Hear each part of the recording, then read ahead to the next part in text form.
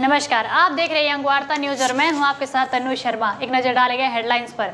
दिवाली पर एचआरटीसी चलाएगा 174 अतिरिक्त बसें। दिल्ली, चंडीगढ़ और बद्दी से चलेगी अतिरिक्त बसें। रोहडू के खेड़ा गांव में एक मकान में लगी भीषण आग, नहीं हुआ कोई जानी नुकसान।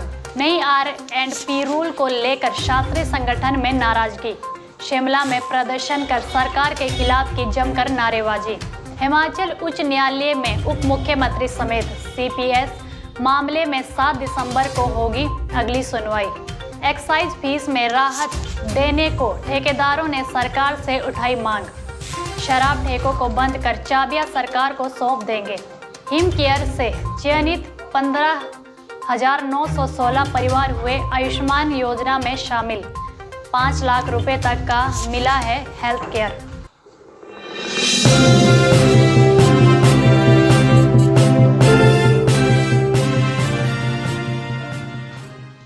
अब खबरें विस्तार से। बीते दिनों हिमाचल प्रदेश सरकार ने सरकारी नौकरियों में नियुक्ति और पदोन्नति को लेकर नए R&P रूल की अधिसूचना जारी की। इसी कड़ी में हिमाचल प्रदेश में शास्त्री डिग्री होल्डर लोगों के लिए भी B.Ed की अनिवार्यता कर दी गई, जिसको लेकर शास्त्री संगठन लगातार सरकार के खिलाफ विरोध जता रहे हैं। हिमाचल प्रदेश के अंदर ही अब यह प्रावधान रह चुका है, बाकी स्टेटों में तो पहले ही खत्म है, पर राज्य सरकार यहाँ भी खत्म करना चाहती है। इस विषय को लेकर हम 14 तारीख को माननीय मुख्यमंत्री श्री सुखविंदर सुक्खू जी से मिले। उन्होंने आश्वस्त भी किया था, लेकिन कथनी और करनी में बहुत फ़र्क है। उन्होंने बोला कुछ और किया कुछ और। आज हमें ये रास्ता चुनना पड़ा, जिसके कारण आज देख ही रहे आप हमारे सभी भाई विरोध प्रदर्शन कर रहे हैं। इसी जो है भर्ती एवं पदोन्नति नियम उन्होंने सरकार ने BPL और मनरेगा के तहत पंजीकृत परिवारों को मुख्यमंत्री हिम केयर योजना से आयुष्मान योजना में इधर से उधर करने का निर्णय लिया है। इसमें जिला सिरमौर के 15,916 परिवार शामिल है। मीडिया से बात करते हुए मुख्य चिकित्सा अधिकारी डॉक्टर अजय पाठक ने बताया कि जो पहले आयुष्मान भारत में जो परिवार शामिल थे वो 2011 का सोशियो इकोनॉमिक कास्ट सेंसस हुआ था। उस लिस्ट में जो थे बेनिफिशियरीज उन्हें आयुष्मान भारत में शामिल किया गया था। उसके बाद हिमाचल में मुख्यमंत्री हिम केयर योजना चली और हिम केयर योजना में बहुत सारे लोग एनरोल किए गए।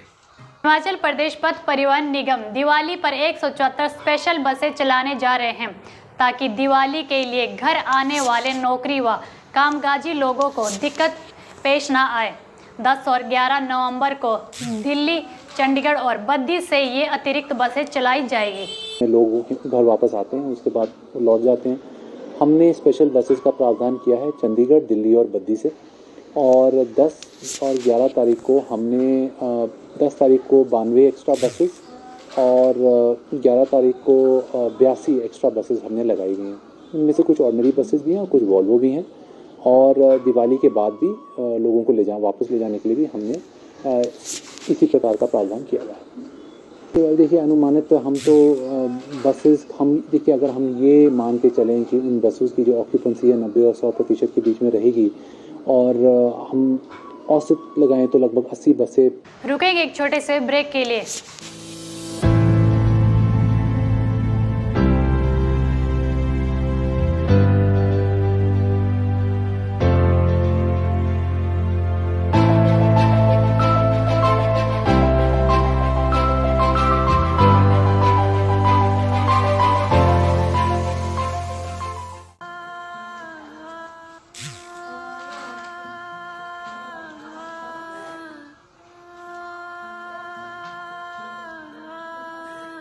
घर से दूर होकर भी दिल को हमेशा ये एहसास रहता है, उनका प्यार और फिक्र हमेशा मेरे साथ रहता है।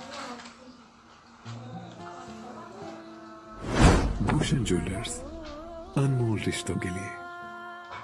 ब्रेक के बाद स्वागत है। हिमाचल में टैक्सी ऑपरेटरों के लिए राहत की खबर है। 5 सीटर से कम टैक्सी गाड़ियों को सालाना 8,000 की नहीं बल्कि 1315 स्पेशल रोड टैक्स देना होगा। बीते दिन जारी अधिसूचना के तहत 5 सीटर कम टैक्सी गाड़ी पर 8,000 सालाना टैक्स लगा दिया था, जिसके बाद टैक्सी ऑपरेटरों में हड़कंप मच गई। और इसके विरोध में उतर गए। टूरिस्ट परमिट लोगों से और private bus operators with in Himachal, school bus और बद्दी बरोटी वाला ऐसे इंडस्ट्रियल जगह में काफ़ी इंडस्ट्रीज़ में सप्लाई कर रहे हैं, वो लोगों से एवरीबडी हम लोग कॉन्फिडेंस में लेकर हम नया नोटिफिकेशन किया। And this notification is very simple and we have reduce the cost. Himachal के अंदर 200 रजिस्टर्ड इन हिमाचल, महीने में ऑटो रिक्शा साल में ही 300 रुपया या 350 रुपया देना है। हिमाचल में शराब से जुड़े कारोबारी घाटे को लेकर सरकार द्वारा कोई सुनवाई नहीं होने पर ठेके बंद करके उसकी चाबियां एक्साइज एंड टैक्सेशन विभाग को सौंपने की चेतावनी दे दी है कि ड्यू टू डिजास्टर जो हमारा लॉस हुआ है उसके लिए हमें 2 महीने का टाइम दिया जाए। हमारा 60% कम सेल हुई है, उसको पूरा करने के लिए जो है हमें 2 महीने का एक्स्ट्रा टाइम दिया जाए। 2 महीने किस तरह से मांग रहे हैं? क्या माफ करने नहीं, ऐसा है, हमारा कॉन्ट्रैक्ट होता है अप्रैल टू मार्च, तो मार्च 24 में हमारा कॉन्ट्रैक्ट ख़त्म हो जाएगा। उसके जो हमारा लॉस बरसात में हुआ उस लॉस को पूरा करने के लिए अप्रैल और मई 2 महीने का एक्स्ट्रा टाइम जैसे हमें कोरोना काल में मिला था वैसे एक्सटेंड किया जाए। हिमाचल उच्च न्यायालय में उप मुख्यमंत्री समेत सीपीएस मामले पर 7 दिसंबर को अगली सुनवाई होगी। न्यायालय में आज हुई सुनवाई के बाद अगली तारीख 7 दिसंबर तय की गई है। हिमाचल प्रदेश सरकार द्वारा नियुक्त 6 मुख्य संसदीय सचिवों को लेकर 3 याचिकाओं के माध्यम से चुनौती दी गई है। डिप्टी चीफ मिनिस्टर के पद को चुनौती दी है कि डिप्टी चीफ मिनिस्टर नाम का कोई संवैधानिक पद नहीं है तथा उनकी नियुक्ति को रद्द किया जाए।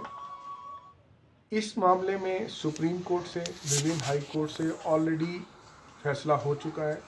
माननीय उप प्रधानमंत्री देवीलाल जी के मामले में ये सुप्रीम कोर्ट ने सेटल कर दिया है कि उप प्रधानमंत्री और उप मुख्यमंत्री के पद हो सकते हैं। आज के लिए फिलहाल इतना ही, जल्द लौटेंगे बड़ी खबर के साथ।